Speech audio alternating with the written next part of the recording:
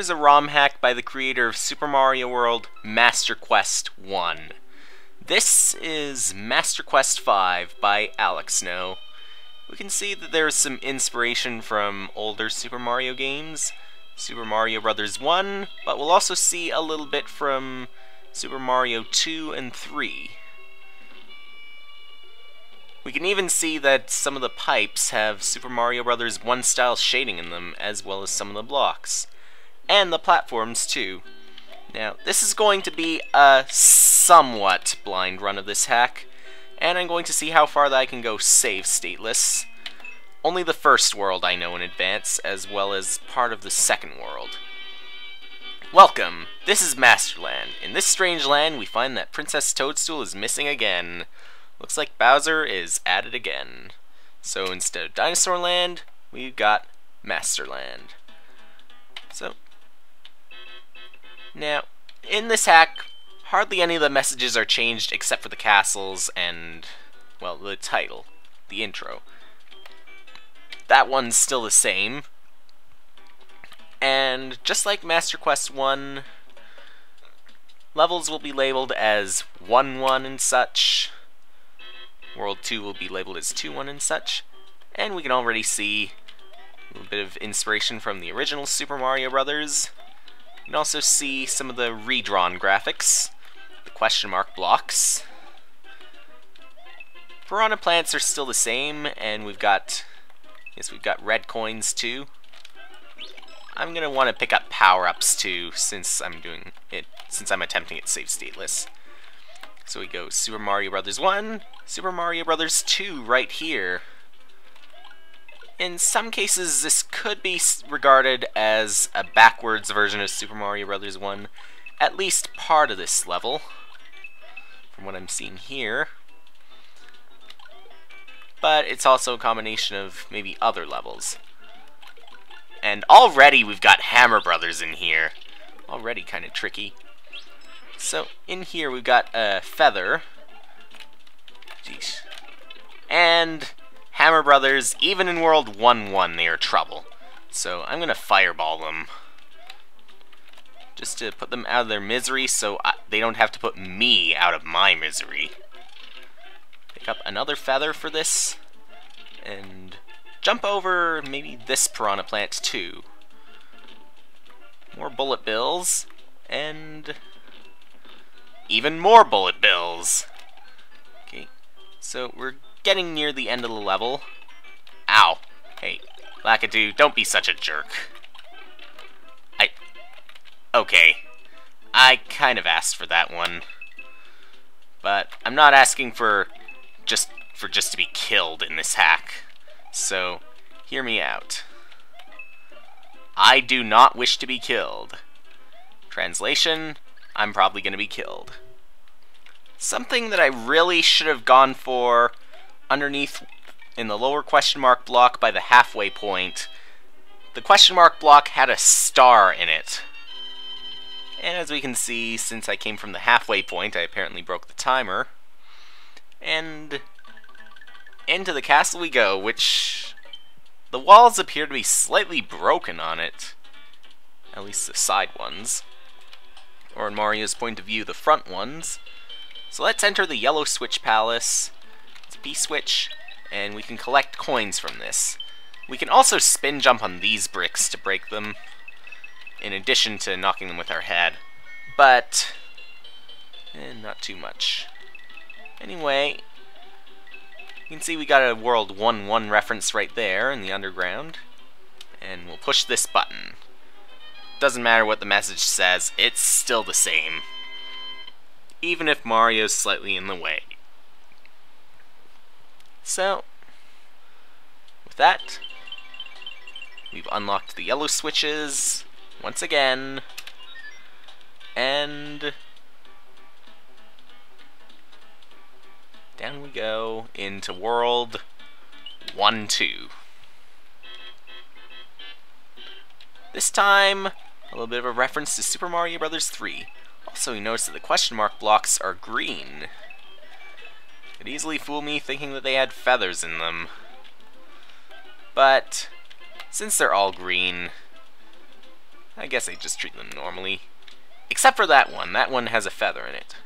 And speaking of feather, I could try flying over, but nah, I won't do that. You're being fair, so I'll do that in turn. Now down here, got bullet bills, and even more of these green question mark blocks. This one, however, that was golden had a Yoshi. And the message is still the same. Yeah, you go ahead and enjoy your feast of Buzzy Beetle, Yoshi. Another thing, unlike Super Mario Bros. 1, where there was only one row of bricks on the ceiling, here they made it so that you can't break the level. By the way, what's inside these? One of them had a feather in it, the other had a coin. Okay, so only the earlier blocks were green. The rest of them are gold. Really. You finally had some sympathy for me? A little bit more sympathy for capitalism? I don't know. And I can't even break that block.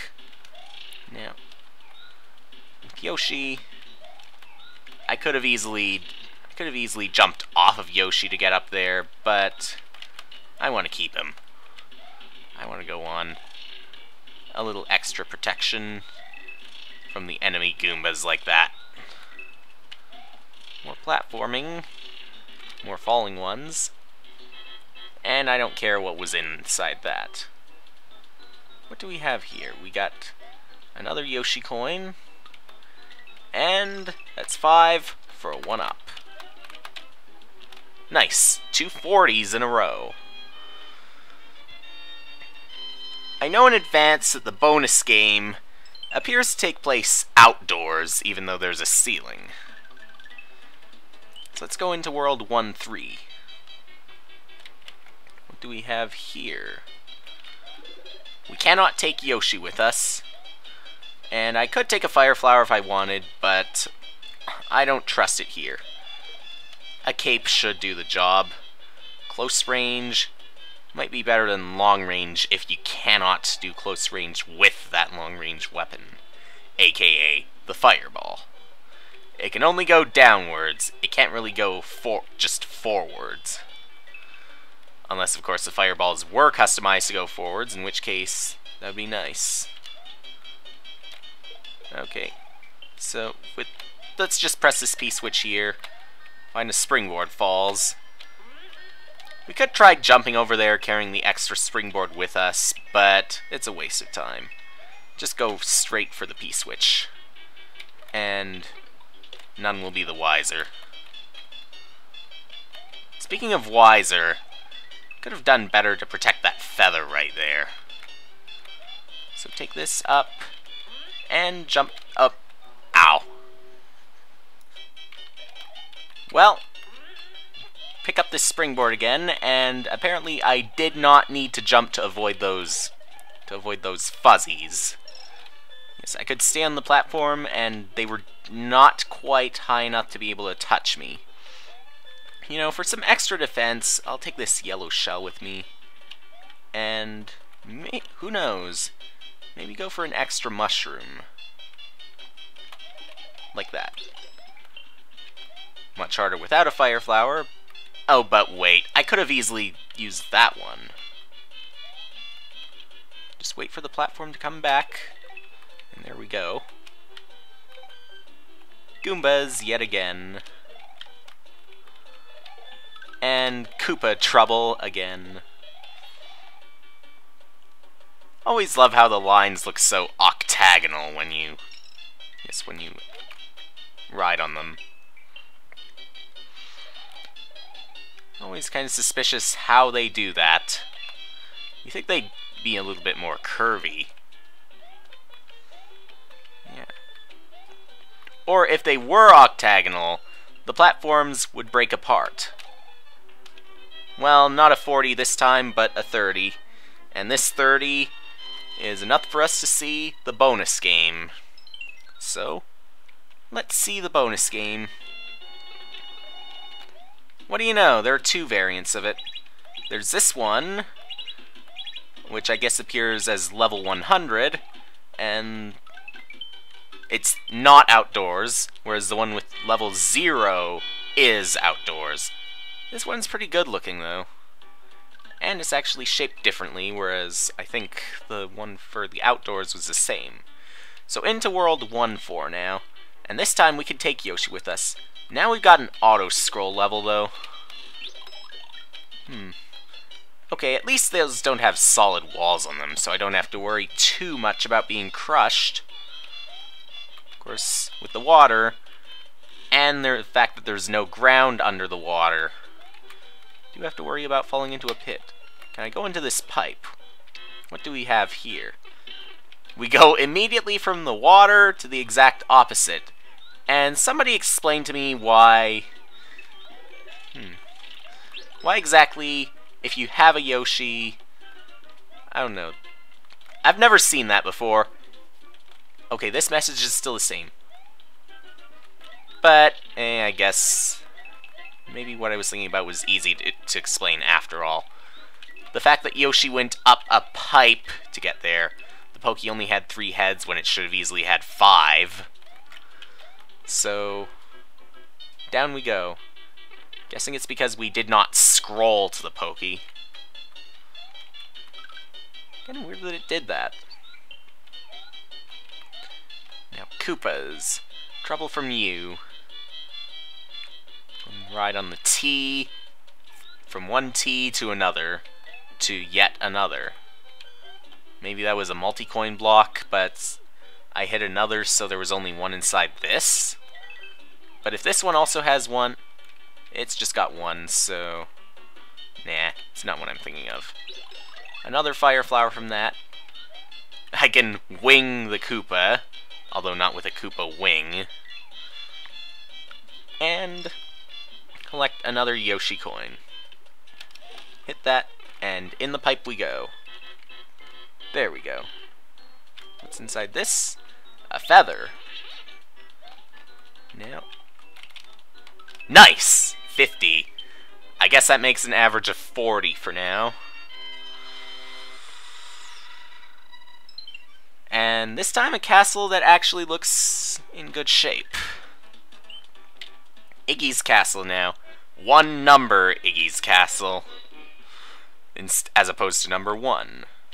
This is still going to be the same, so why bother reading it? I already know how to play Super Mario World anyway, so why should I be thinking about it? Whoa, okay, this is a little tricky because you can just barely see that there's a block right there that you can jump on. That you can land on so that you can ride to the other side. Probably could have used the cape as well, if you didn't notice that, but if you didn't have a cape, you would have to look closely. Or you'd probably commit suicide. Into the door we go now. Got another one of these classic auto-scroll sledgehammers. So, now let's parry here. In addition to the sledgehammers, we got the trouble that is known as the spinning fire bar. Much bigger flames, though. And watch out here. This time our door is open and it's black. Well, maybe it's just black because of the entrance. A really dark hallway, that would work out. And an easy defeat of Iggy Koopa. And with the defeat of Iggy Koopa comes probably our 1,000,000th thank you. Mario has defeated the demented Iggy Koopa in Castle Number 1 and rescued Yoshi's friend who is still trapped in an egg. Next area, World 2. To World 2 we go. As soon as it lets me. There we go. World 2-1, here I come.